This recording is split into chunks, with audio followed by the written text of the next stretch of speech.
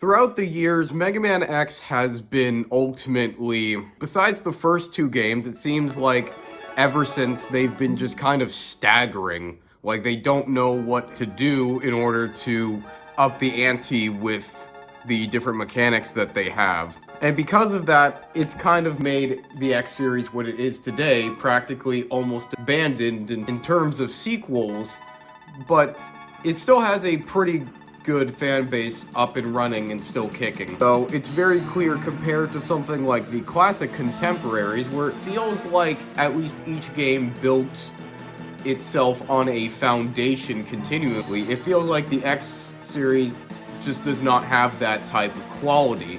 And probably the first example of this, the one with the most potential to actually change the X series, to fundamentally make that level of gameplay be next gen, that it just ultimately failed.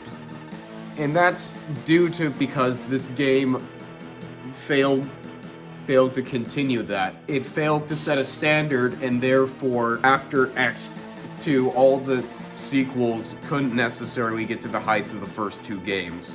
Now, that may be a pretty biased opinion, since a lot of people actually do believe that X4 is literally as good as X1, and there could be some discussion debating on how good X2 is. But primarily, the way I've always thought about it is that the first two games were the most pure and the most best at what a Mega Man X game is supposed to be. They are like the standards that should be set for every game.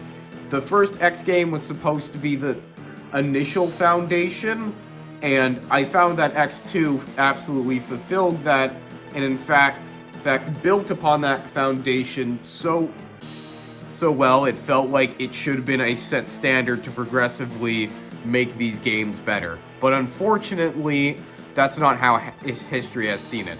And the game that we're talking about here is ultimately where it all just started falling apart in terms of setting that standard for each game to get better. And that game is Mega Man X3. The last of the Super Nintendo games, and the last chance they had to ultimately make the X series go above and beyond, where some of the stagnation truly started to begin, as this was the first time quality control ultimately failed them, and it would be an omen for some of the next games afterwards that would happen.